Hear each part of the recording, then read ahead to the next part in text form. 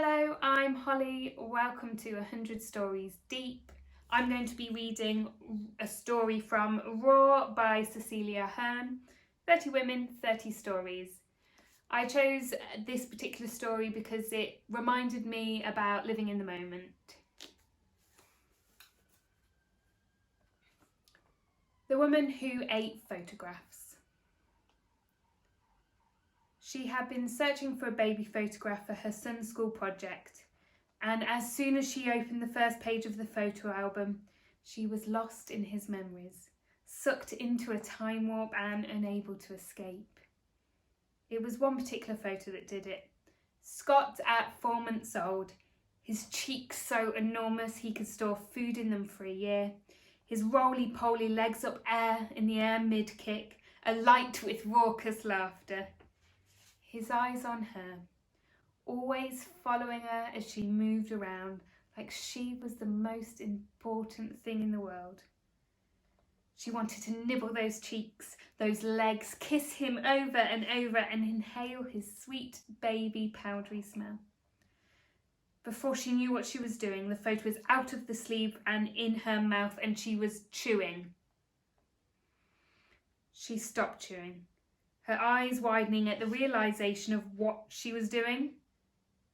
But then, in an instant, a tidal wave of emotions, smells and memory enveloped her, wrapping her up in a warm, cosy cocoon of love and nostalgia. She closed her eyes and swallowed. Her head swirled. She felt like she was on a high. She sat back on the couch and felt that bouncing baby boy in her arms, felt his fingers pull at her lips, claw at the hair, rock his neck back so suddenly she had to wrap him tighter, support him. She smelt his breath so close to her face as he nuzzled her. That smell, the feel of his soft skin, the sounds of his developing voice box. She felt the fabric of their old velvet couch beneath her legs, the same familiar concerns in her mind, one she hadn't even thought about for so long.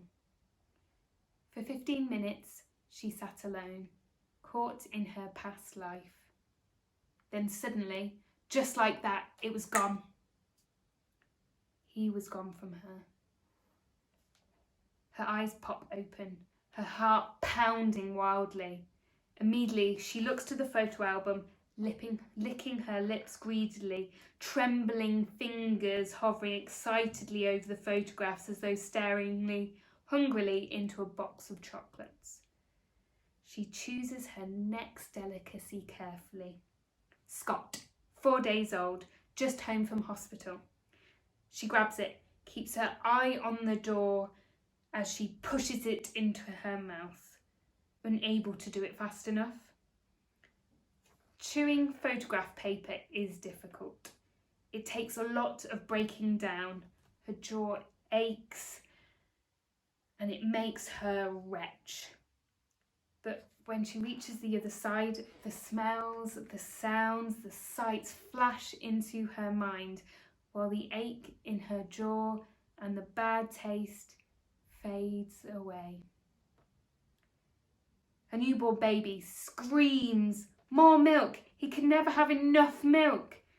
She's back to midnight and 3 a.m. feeds. Tiredness not yet hitting her as she's still on her 2-week high. Feelings of utter joy, of purpose, of longing. "Mum," a voice interrupts. "Are you okay?" Her eyes open.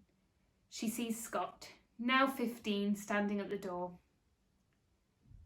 He is disgusted by most things these days, including her. But now there's concern in his eyes. She must look a state. "Yeah, I'm fine." She sits up and realising there's a film of sweat on her forehead and she's sticky under the arms. "I was just looking for that baby photo you asked for." His face softens and he enters the room. He sits down beside her, but when he reaches for the album, she instinctively clings it tighter. He looks at her and tugs at the album. Realising her idiocy and taken aback by her possessiveness, she finally relents. Her stomach grumbles and her heart pounds as he flicks through the pages. She needs more. She needs the hit of nostalgia, the fix that transportation to another place gives her. "Where are the newborn photos?" he asks, looking at the empty first pages of the album. She stifles a burp. Later that night, when everybody is asleep, she sits up wide awake, feeling an overwhelming sense of longing. She watches her husband, remembering how he was when they met, before the years altered him. She throws off the bedclothes and retreats to the darkened living room with the photo album in her hands. She flicks excitedly to the summer they first met. Lots of passion, thrilling sex, spine-tingling secret looks and gentle touches. She relives it all, eating one photo after another, and then lies back on the couch to feel everything from the past. The sensuality, the tingle of excitement, the uncertainty, the hope for the future. Her mother and father, no longer alive. She runs her finger down the faces before lovingly devouring them, reliving every childhood moment with them, birthday parties and holidays, Christmas mornings and the first day of school. Days later, and she'd worked her way through her childhood, stopping when she reaches her teenage years. Too complicated. She doesn't wish to revisit those years. She moves on. The need for more photographs grows. It is constant, and while the feeling of being lost in nostalgia is wonderful, the actual eating of the photographs is a difficult task. Over time, she becomes clever.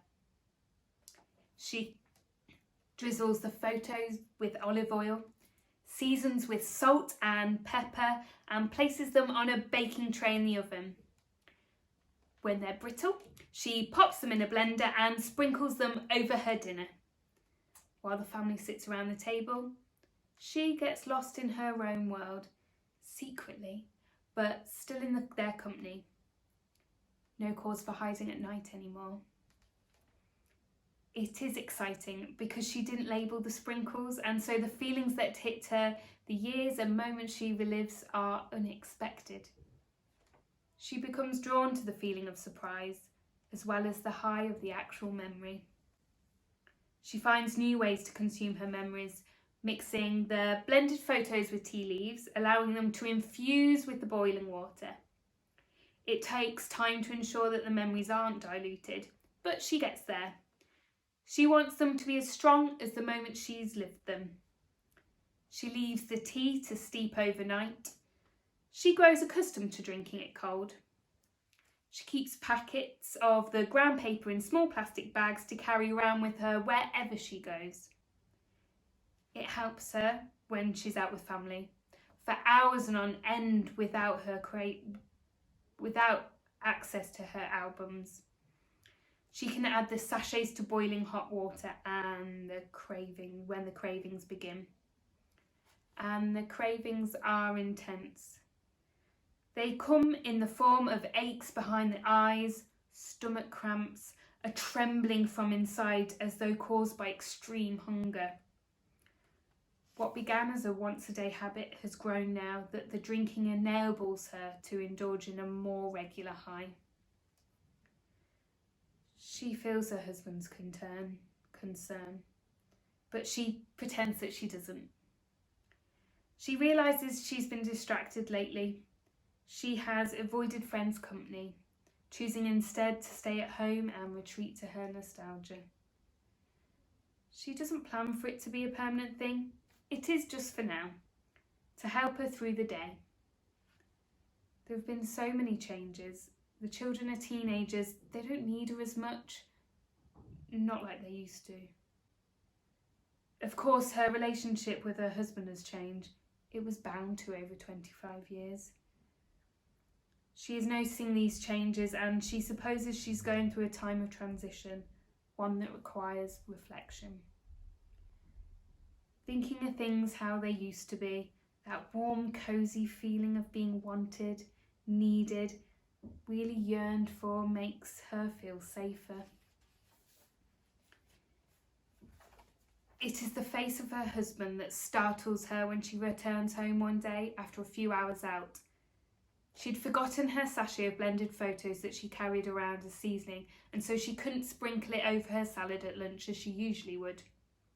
Instead of bliss, the salad tasted cold. The tea she drank did nothing for her. The entire lunch was a boring experience, sitting in the cafe, trapped in the present, with nothing to entertain her mind. She returned home feeling like a drug addict who needed a fix, to find her husband sitting at the kitchen table with the empty photo albums before him. "Where are the photographs?" he asks. No anger in his tone, but perhaps fear. She makes her way to the kettle. She needs something to settle for this. Perhaps the nice honeymoon photograph of them on the beach that she'd been saving. The one taken in a moment where she felt he could protect her from everything. No. He reaches out and gently stops her from emptying the sachet into a mug. "Not that stuff now. I don't know what it is, but it makes you far away. Talk to me." She sits down beside him, feeling the fight go out of her. "What have you been doing with the photographs?" he asks again. "I see you with these books all the time." He flicks through the pages. "All of our memories, they're gone? What did you do with them?" His eyes fill. "I ate them," she says quietly, and he looks at her in surprise. "It's true, I ate them all."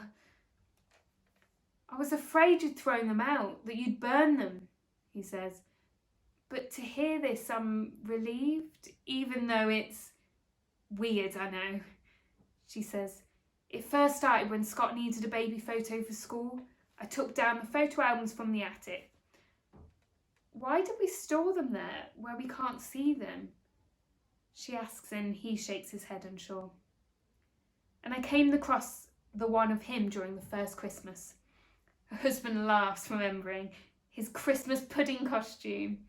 "Do you remember?" She lights up. "He was such a little pudding, rolls on his legs and arms. That boy wouldn't stop feeding. I thought he'd drink you dry until you disappeared completely." He remembers and they laughed. "He just looks so delicious, and I remember that long time in our life." She looks at him, eyes filling. "It's not so long ago, but it's forever ago, and it's gone.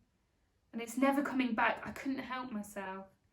She wipes her nose with the tissue. "Things have moved on too much. Things keep changing. When I eat them, I'm back there again, being back there where I know what's happening and going to happen feels safer than here. I miss those moments." "We're still making moments," he says gently, "and the past isn't gone. We lived those moments, they are already part of us. We've made them." Something new to digest. "But we still have new moments to make. I think you've forgotten that. We're all here with you, making moments every day, and lately we've lost you. I know the kids feel it too. Here, look at this." He takes out his phone and slides the photographs across one by one. She's either not in any of them, or when she is, she's looking elsewhere, looking lost, chasing the past. She studies her image and her eyes fill with tears. These are not photographs she'd want to eat from 10 years now. She looks so sad. Her husband reaches out to her. "We want you back. We miss you." He pulls her close like the evening he first asked her to dance. He presses his lips to hers like the day they first walked hand in hand on the beach. He runs his fingers through her hair and grips her tight, like the first time they made love. A deep, long kiss, a message, a silent conversation similar to their earlier days. Like the time at the first wedding they went to as a couple and watched their friends marry before them, both wishing for the same thing. The kiss that first revealed the shared wish. All the moments she'd consumed recently. They communicate with each other through this kiss now. A new moment. It tastes better than any photograph.